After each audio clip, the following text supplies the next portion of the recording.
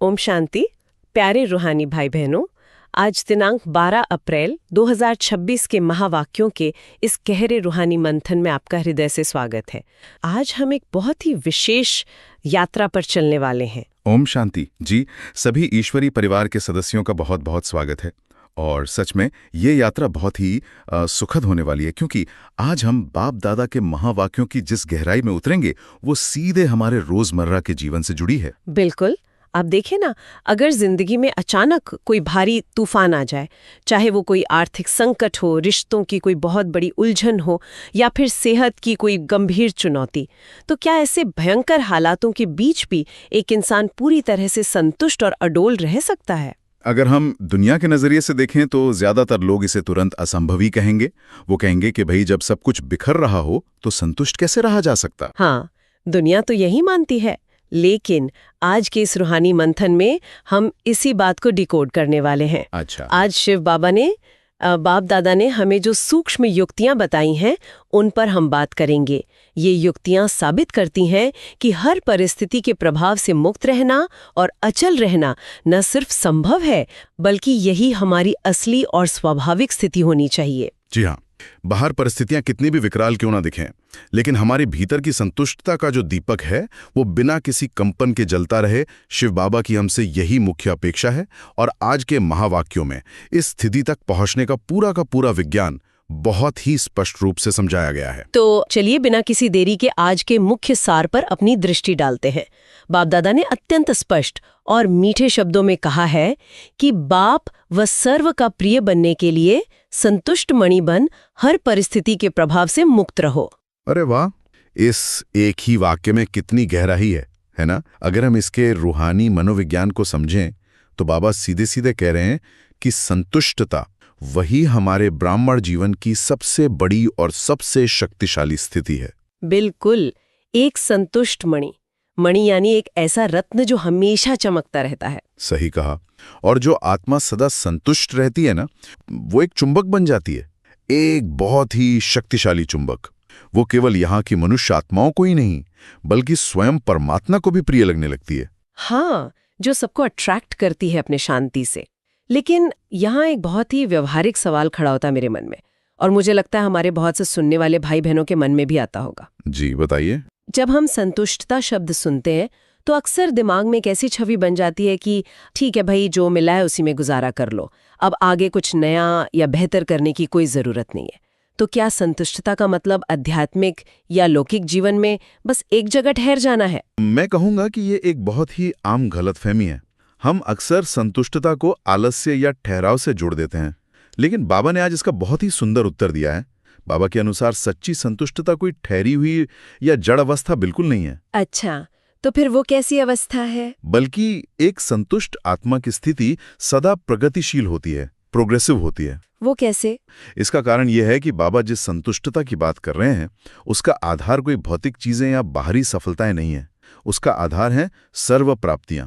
जब कोई आत्मा परमात्मा द्वारा प्राप्त सर्वशक्तियों और सर्व गुणों और खजानों से भरपूर होती है तो उसके भीतर एक ऐसी सकारात्मक ऊर्जा पैदा होती है जो और भी अधिक श्रेष्ठ गुणों को स्वतः ही अपनी ओर आकर्षित करती है। समझ रही हूँ। मतलब वो रुकती नहीं है। जैसे एक भरा हुआ बर्तन झलकता है, वैसी ही वो आत्मा एक शक्तिशाली चुंबक की तरह लगातार आगे बढ़ती है और दूसरों को भी आगे बढ़ाती है। अरे वाह, ये तो बिल्कुल एक नया नजरिया है। मतलब संतुष्टता हमारी प्रगति में कोई रुकावट नहीं है, बल्कि ये तो प्रगति का सबसे बड़ा साधन बन जाती है। बिल्कुल। लेकिन फिर भी अगर हम जमीनी हकीकत की बात करें, प्रैक्टिकल लाइफ की बात करें, ये ज्ञान तो हम सभी के पास है ना, कि हमें भरपूर रहना है। लेकिन जब अचानक कोई बड़ी और अप्रत्याशित परिस्थिति सामने आके खड़ी हो जाती है तो ये सारा ज्ञान धरे का धरा क्यों रह जाता है? हमारी ये संतुष्टता पल भर में डगमगा क्यों जाती है? हाँ, ये तो हम सबका अनुभव है।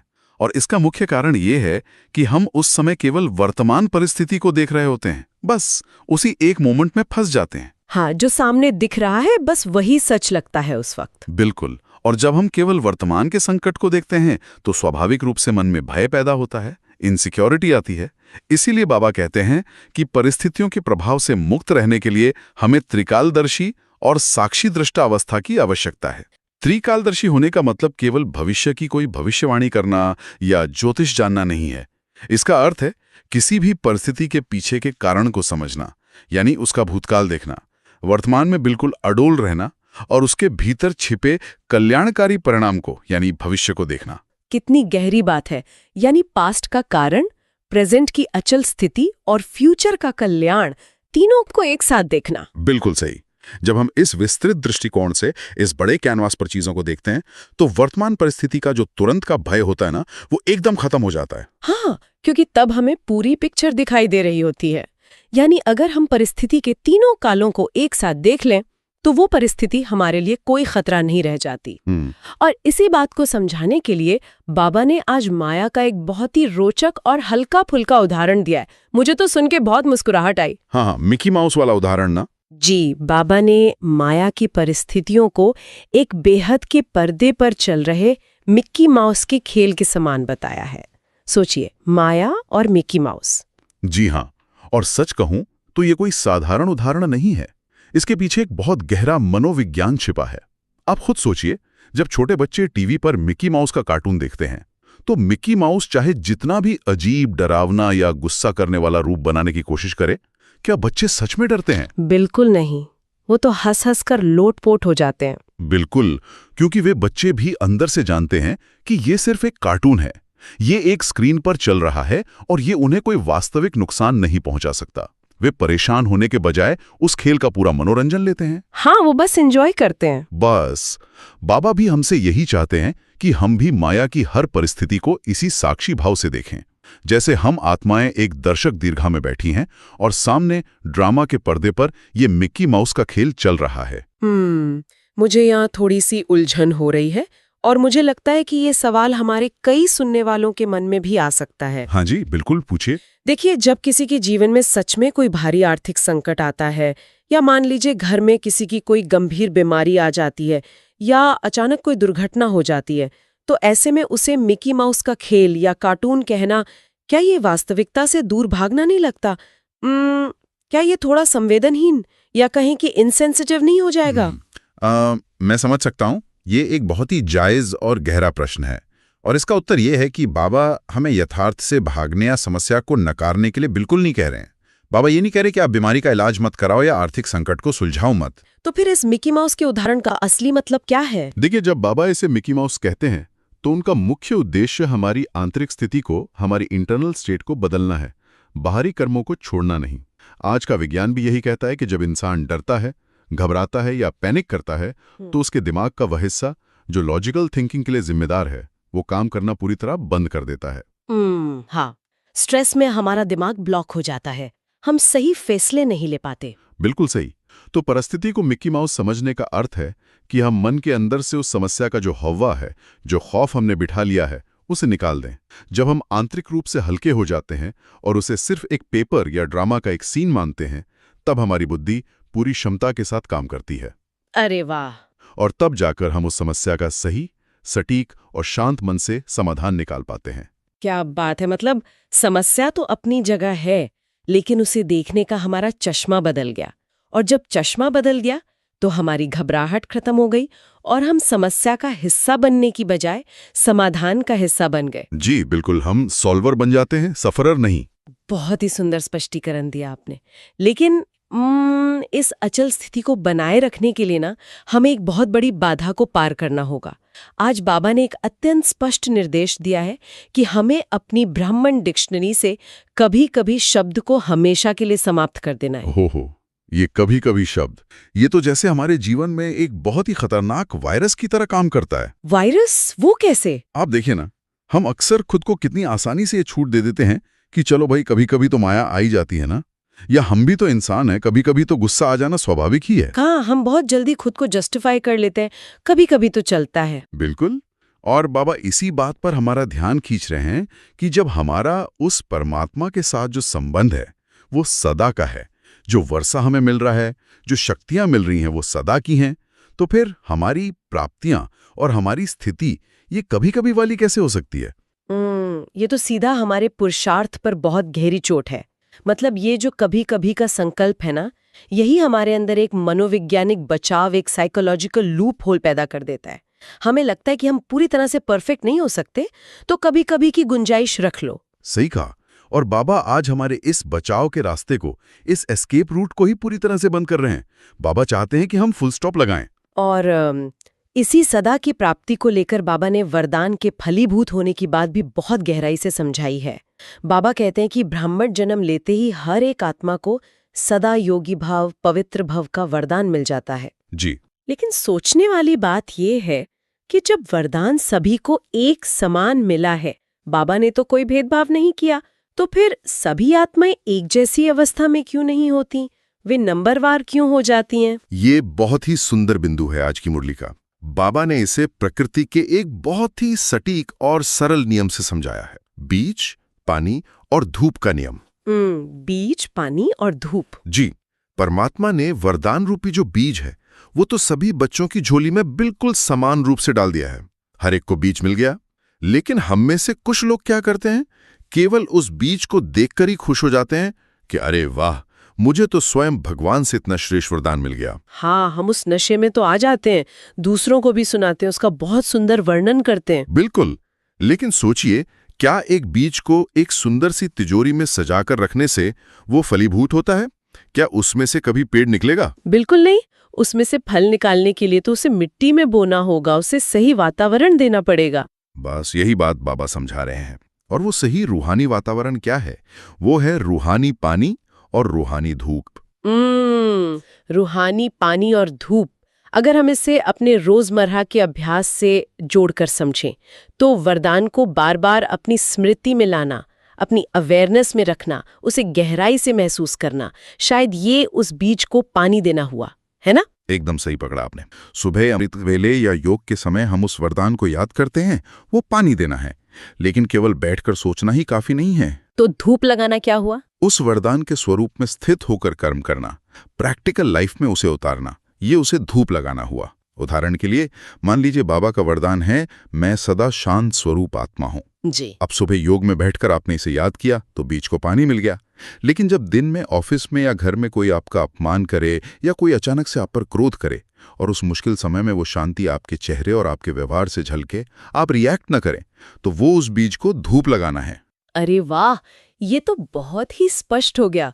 मतलब जब स्मृति का मीठा पानी और श्रेष्ठ कर्मों की तेज धूप दोनों मिलते हैं, तब जाकर वो वरदान रूपी बीज हमारे जीवन में फल देता है, और फिर उस फल की, उस शक्ति की छाया का अनुभव हमारे आसपास की अन्य आत्माएं भी करती हैं।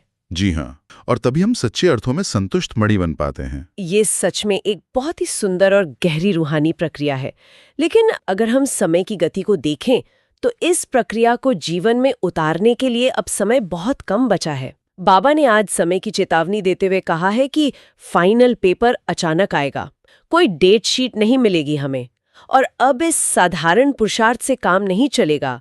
अब तो हमें उड़ती कला चाहिए, और इस उड़ती कला में सबसे बड़ी रुकावट क्या है, इस पर भी बाबा ने आज हमारा ध्यान खींचा है। बाबा ने कहा है कि ये हमारे क्यों, क्या और कैसे का जो चक्रव्यूह है, यही हमें उड़ने नहीं देता। हाँ, बाबा ने बहुत ही स्पष्ट रूप से कहा है कि फुल स्टॉप, क्वेश्चन मार्क और 3 बिंदुओं का महत्व समझो।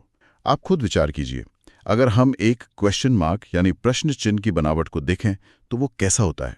वो एकदम टेढ़ा मेढ़ा और नीचे जाकर उलझा हुआ सा होता है। बिल्कुल। इंसान का जो दिमाग है ना, वो भी तो परिस्थितियों के आने पर यही करता है। जब परिस्थितियां हमारी समझ में नहीं आती तो हमारा दिमाग चीजों पर नियंत्रण ढूंढने के लिए तुरंत ऐसा क्यों हुआ, इसने मुझे ऐसा क्या कह दिया, अब आगे कैसे होगा, कि इस टेढ़े मेढ़े जाल में बुरी तरह उलझ जाता है। और ये तो हम सबका रोजमर्रा का अनुभव है। जब मन में ऐसे व्यर्थ संकल्प चलने शुरू होते हैं तो उनकी रफ्तार इतनी तेज होती है कि कुछ ही मिनटों में हमारी महीनों की कमाई, महीनों का योग नष्ट कर सकती है। हमारी सारी एनर्जी ड्रेन हो जाती है। एकदम सही। और इसीलिए बाबा हमें इस क्वेश्चन मार्क से बाहर निकालकर उड़ती कला में ले जाना चाहते हैं। सवाल यही उठता है कि अचानक आने वाली परिस्थितियों में जब मन में इस तरह के भयंकर क्वेश्चन मार्क्स उठने लगें, तो इस उड़ती कला में वापस कैसे लौटें? कैसे हम अपने दिमाग को इस क्यों और क्या के थका देने वाले चक्रव्यूह से तुरंत बाहर निकालें? इसका सबसे सटीक और सबसे शक्तिशाली समाधान बाबा ने 3 बिंदुओं के रूप में दिया है। आधुनिक मनोविज्ञान भी यही कहता है कि मन को शांत करने के लिए उसे पहले स्वीकारना यानी एक्सेप्टेंस सिखाना पड़ता है। और ये 3 बिंदियां यही काम करती हैं। 3 बिंदियां। तो पहली बिंदी क्या है? पहली बिंदी है मैं आत्मा, यानी मैं इस शरीर से अलग एक चमकता हुआ अजर अमर बिंदु हूं। ये हमें देहभान से अलग करती है। दूसरी बिंदी है शिव बाबा, यानी वो परमपिता परमात्मा जो स्वयं एक ज्योति बिंदु है और सर्वशक्तिवान है। आत्मा और परमात्मा। और तीसरी बिंदी? और तीसरी, और मैं कहूंगा परिस्थितियों के समय सबसे अहम बिंदी है अनादि निश्चित ड्रामा, यानी जो कुछ भी हो रहा है उस पर एक फुल स्टॉप लगाना। ड्रामा की बिंदी, इसका असर कैसे होता है मन पे? जैसी हम पूरी दृढ़ता से ये ड्रामा की बिंदी लगाते हैं, हमारा दिमाग यह स्वीकार कर लेता है कि जो हुआ है वो बिल्कुल सटीक है, कल्याणकारी है और पहले से निश्चित था। हाँ, मतलब कुछ भी गलत नहीं हो रहा है मेरे साथ। बिल्कुल। इससे हमारे मन में जो नियंत्रण खोने का एक भ्रम होता है, जो इनसिक्योरिटी होती है, वो तुरंत खत्म हो जाती है। और जैसे ही भ्रम टूटता है, ये क्यों, क्या और कैसे की जो टेढ़ी मेढ़ी भाषा है वो स्वतः ही समाप्त हो जाती है। अरे वाह, मतलब दिमाग तुरंत शांत होकर समस्या में उलझने के बजाय समाधान की ओर काम करने लगता है। जी, मैं तो कहूंगी कि ड्रामा की बिंदी लगाते ही हमारे व्यर्थ संकल्पों का जैसे एक इमरजेंसी ब्रेक लग जाता है। बिल्कुल, इमरजेंसी ब्रेक, बहुत सही शब्द इस्तेमाल किया आपने। और इसी फुल स्टॉप का अभ्यास पक्का कराने के लिए बाप दादा ने आज हमें एक बहुत ही विशेष होमवर्क भी दिया है। ये एक प्रकार का 15 दिन का बहुत ही सुंदर रूहानी चैलेंज है। जी हाँ, बाबा ने समय की नज़ाकत को देखते हुए हम सभी बच्चों से एक शुभ आशा रखी है। बाबा ने कहा है कि अगले 15 दिनों तक हर एक ब्राह्मण बच्चे को अपने संकल्प, अपनी वाणी और अपने कर्म में तीनों स्तरों पर कम से कम 80% यानी 80% मार्क्स लेने हैं। संकल्प, वाणी और कर्म तीनों में 80%। जी, यानी इन 15 दिनों तक हमारे मन में या बोल में कोई क्यों और क्या का क्वेश्चन मार्क बिल्कुल ना उठे। बस एक अचल, अडोल और पूरी तरह विजय स्थिति हो। लेकिन आप ये भी देखिए कि हमारे बाबा कितने दयालु हैं, कितने रहम दिल हैं। बाबा जानते हैं कि हम अभी पुरुषार्थी हैं, हम सीख रहे हैं, इसलिए उन्होंने हमें 20% की छूट भी दे दी है। हाँ, 20% का ग्रेस मार्क दे दिया है बाबा ने। बिल्कुल, लेकिन लक्ष्य तो यही है कि इन 15 दिनों में सच्ची लगन से पास होकर दिखाना है। और इसी संदर्भ में बाबा ने एक और बहुत गहरी बात कही है जिस पर हमें ध्यान देना चाहिए। बाबा ने रॉयल आलस्य और अलबेलेपन का जिक्र किया है। आलस्य, ये सुनने में ही कितना विरोधाभासी लगता है ना, आलस्य और वो भी रॉयल। हाँ, अगर हम इसे आज के ज़माने के एक बहुत ही साधारण से उदाहरण से समझें, मान लीजिए कोई व्यक्ति अपना वजन कम करने के लिए जिम जाता है। वो जिम के कपड़े पहनता है, ट्रेडमिल पर सिर्फ 5 मिनट चलता है, फिर शीशे के सामने एक अच्छी सी सेल्फी लेता है और खुद से कहता है कि वाह, आज का वर्कआउट तो बहुत अच्छा हो गया, मैंने तो बहुत पसीना बहाया। हाँ, बिल्कुल। हम खुद को ही ये धोखा देते हैं कि हमने बहुत मेहनत कर ली, जबकि असल में हमने कुछ खास किया ही नहीं। यही रॉयल आलस्य हमारे रूहानी सफर में, हमारे पुरुषार्थ में भी आता है। ये आपने बहुत ही सटीक और आज के समय का उदाहरण दिया है। होता है ना ऐसा, जब हम थोड़ा सा ज्ञान सुनकर या थोड़ा सा सेवा करके संतुष्ट हो जाते हैं कि चलो भाई, अभी तो हम संपूर्ण थोड़ी ना बने हैं, कभी कभी तो इतना चलता है। एकदम से। हम स्थूल रूप से बाहर से देखने में तो बहुत भागदौड़ कर रहे होते हैं, सेंटर पे भी बहुत सेवा कर रहे होते हैं, लेकिन मन के अंदर वो एक सूक्ष्म अलबेलापन बैठ जाता है। हम अपनी कमजोरियों को जस्टिफाई करने लगते हैं। हाँ, और बाबा इसी रॉयल आलस्य को जड़ से खत्म करना चाहते हैं। बाबा चाहते हैं कि हम खुद से सच बोलें। ये जो 15 दिन की रिहर्सल है ना, ये हमें उस आने वाले फाइनल पेपर के लिए एवर रेडी बनाने की एक बहुत गहरी तैयारी है। बिल्कुल एवर रेडी। और इसके साथ ही बाबा ने आज पंजाब जोन के लिए एक बहुत ही विशेष इशारा भी दिया है। बाबा ने याद दिलाया है कि जैसे स्थापना के समय पंजाब से शेर क्वालिटी वाले एकदम निडर महारथी निकले थे, वैसे ही अब पंजाब को एक विशेष माइक तैयार करना है। माइक तैयार करना है। हाँ, माइक यानी कोई ऐसा नामी ग्रामी सन्यासी या कोई ऐसा पहुंचा हुआ महात्मा जो मंच पर आके अपने अनुभव से दूसरों को उमंग में ला सके। ये बहुत ही महत्वपूर्ण सेवा है बाबा की। जी, क्योंकि सन्यासी आत्माएं समाज में बहुत प्रभाव रखती हैं। उनके पीछे हजारों लाखों फॉलोअर्स होते हैं। बिल्कुल, और अगर उन्हें परमात्मा का ये यथार्थ सत्य ज्ञान मिल जाए, उन्हें ये समझ आ जाए कि सच्चा राजयोग क्या है, तो वे अनेकों अनेक आत्माओं को एक नई और एकदम सही दिशा दिखा सकते हैं। उनके एक बोल से बहुतों का कल्याण हो सकता है। सही कहा। अब अगर हम आज की इस पूरी चर्चा को, इस पूरे रूहानी मंथन को एक साथ पिरोकर देखें, चाहे वो मिकी माउस का खेल हो या फिर वरदानों को फलीभूत करने की विधि हो, 3 बिंदियां लगाना हो या फिर ये 15 दिन का विशेष चैलेंज हो, इन सभी बातों का एक ही मुख्य लक्ष्य है कि हम भीतर से अपनी आंतरिक स्थिति में इतने मजबूत और अडोल हो जाएं कि बाहर की कोई भी बड़ी से बड़ी परिस्थिति हमें हिरा ना सके। बिल्कुल सही कहा आपने। और इसी अचल स्थिति का, इसी बेफिक्र अवस्था का जो आशीर्वाद है, वो आज के वरदान में भी बहुत स्पष्ट रूप से झलकता है। चलिए आज के वरदान की गहराई में उतरते हैं। आज बाबा का मीठा वरदान है, बाप के हाथ और साथ की स्मृति से मुश्किल को सहज बनाने वाले बेफिक्र व निश्चिंत भव। ओहो, बेफिक्र व निश्चिंत भाव, क्या वरदान है। इस वरदान के मनोविज्ञान को, इसके भाव को अगर हम बहुत ही गहराई से समझें तो आप कल्पना कीजिए, जब एक छोटा सा बच्चा किसी बहुत भीड़ भाड़ वाले मेले में जाता है, चारों तरफ शोर है, अनजान लोग हैं, लेकिन अगर उस बच्चे का हाथ उसके पिता के हाथ में बहुत मजबूती से पकड़ा हुआ है, तो क्या उस बच्चे को रास्ता भटकने की या किसी खतरे की कोई फिक्र होती है? बिल्कुल नहीं। वो तो बस मेले की लाइटों को, खिलौनों को देखता हुआ आराम से चलता है। जी, वो पूरी तरह बेफिक्र होता है, क्योंकि उसे अंदर से पक्का पता है कि मेरी सारी जिम्मेदारी, मेरी पूरी सुरक्षा मेरे पिता की है, मुझे कुछ सोचने की जरूरत ही नहीं है। कितना सुंदर एहसास है ये। और ठीक ऐसा ही एहसास शिव बाबा आज हम सभी बच्चों को देना चाहते हैं। जी, बाबा कह रहे हैं कि जब हमने अपना ये अलौकिक जीवन, ये ब्राह्मण जीवन उस सर्वशक्तिमान परमात्मा के हवाले कर ही दिया है, तो फिर हमारी सारी जिम्मेदारी तो उनकी हो गई ना। हम फिर अपनी इन छोटी छोटी व्यर्थ की चिंताओं का टोकरा अपने सर पर क्यों ढोते रहें। बिल्कुल। पर यहाँ एक बात स्पष्ट करना बहुत जरूरी है। बेफिक्र होने का अर्थ अकर्मण्य होना या कर्म छोड़ देना नहीं है। हाँ, बिल्कुल नहीं। बेफिक्र होने का मतलब है अपनी सारी मानसिक चिंताओं का, उस बोझ को शिव बाबा को दे देना और बिल्कुल हल्केपन के साथ, एक खुशी के साथ अपने रोजमर्रा के श्रेष्ठ कर्म करना। जब मन में ये पक्का निश्चय हो कि बाप का हाथ और साथ हमेशा मेरे ऊपर है, तो बड़े से बड़ी मुश्किल भी बिल्कुल सहज हो जाती है। राई का पहाड़ नहीं बनता, बल्कि पहाड़ भी राई बन जाता है। जी, हम सभी उस परमपिता के बेफिक्र और निश्चिंत बादशाह हैं। और इसी निश्चिंत स्थिति को और दृढ़ बनाने के लिए आज का स्लोगन भी बहुत ही गहरा है।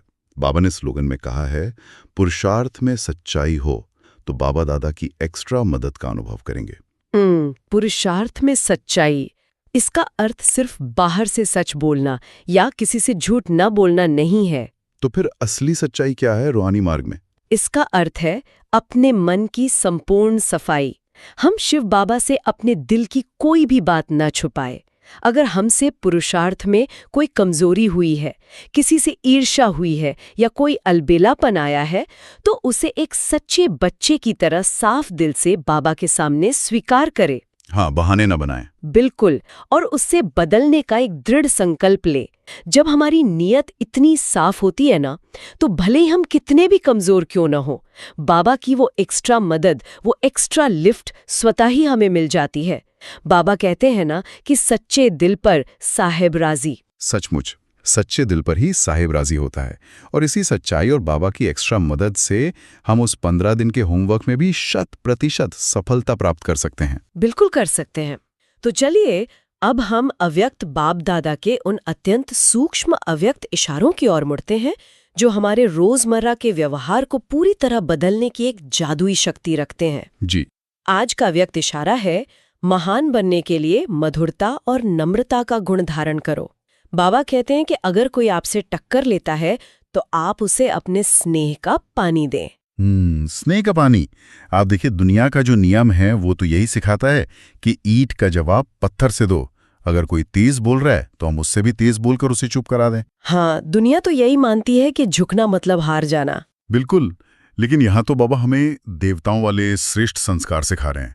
बाबा कहते हैं कि जब विचारों का या संस्कारों का टकराव होता है ना, तो सबसे पहले हमारा जो अहंकार है, हमारा जो ईगो है, वो जागता है। वो अंदर से चिल्लाता है कि मैं सही हूं, ये मुझे कैसे बोल सकता है। और वहीं से सारा टकराव और अशांति शुरू हो जाती है। जी, लेकिन बाबा कह रहे हैं कि ऐसे समय में नम्रता की ड्रेस पहनकर रहो। नम्रता कोई कमजोरी नहीं है, बल्कि ये हमारी आध्यात्मिक ऊर्जा को, हमारी योग की शक्ति को बचाने का सबसे बड़ा और सबसे शक्तिशाली सेफ्टी कवच है। सेफ्टी कवच। हाँ, जब सामने वाला क्रोध की आग में जल रहा हो और हम बिल्कुल नम्रचित होकर, शांत रहकर उसे श्रेष्ठ सीट दे दें, यानी उसकी बात को सम्मान दे दें, तो हमारा अपना मानसिक संतुलन कभी खराब नहीं होता। हम उस टकराव की परिस्थिति के प्रभाव से पूरी तरह सुरक्षित रह जाते हैं। कितनी गहरी बात है ये। दूसरे को श्रेष्ठ सीट देना वास्तव में हारना नहीं है, बल्कि अपनी संतुष्ट मणि की स्थिति को बरकरार रखना है, विजयी बनना है। इस पूरे मंथन ने आज हमें एक बहुत ही शांत, अचल और गहरी स्थिति का अनुभव कराया है। जी बिल्कुल, एक अलग ही शांति महसूस हो रही है। तो इस सुंदर अनुभव को केवल बातों तक या सुनने तक ही सीमित न रखते हुए, आइए हम इसे अपनी गहराई में उतारें। हम सभी कुछ पलों के लिए स्वमान का अभ्यास करेंगे। जी। इस रूहानी अभ्यास को हम खुली आंखों से भी कर सकते हैं। बस अपने आसपास के बाहरी जगत के शोर से अपना ध्यान हटा लें। स्वयं को मस्तक के बीच एक अत्यंत शांत, चमकते हुए दिव्य सितारे के रूप में महसूस करें।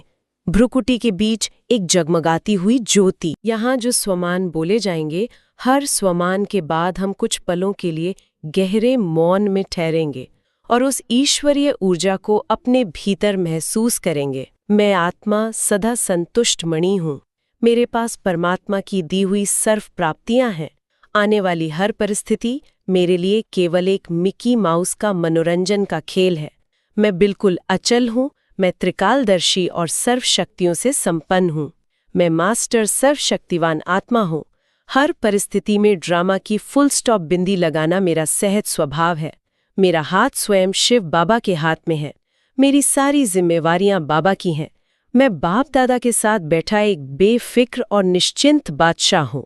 इन श्रेष्ठ सुमानों की स्मृति ही वो मीठा रूहानी पानी है जो हमारे जीवन में वरदानों के बीजों को फलीभूत करेगा। इस गहरी शांति और संतुष्टता की वाइब्रेशंस को, इस प्रकंपन को अपने रोम रोम में महसूस करें। आज के इस गहरे रूहानी मंथन से लौटते हुए हमें सिर्फ इतना याद रखना है कि आने वाले 15 दिनों तक हमें बाबा के उस विशेष होमवर्क को अपने प्रैक्टिकल जीवन में उतारना है। जी हाँ, संकल्प, वाणी और कर्म तीनों स्तरों पर 80% मार्क्स लेने का पक्का लक्ष्य रखना है। बिल्कुल।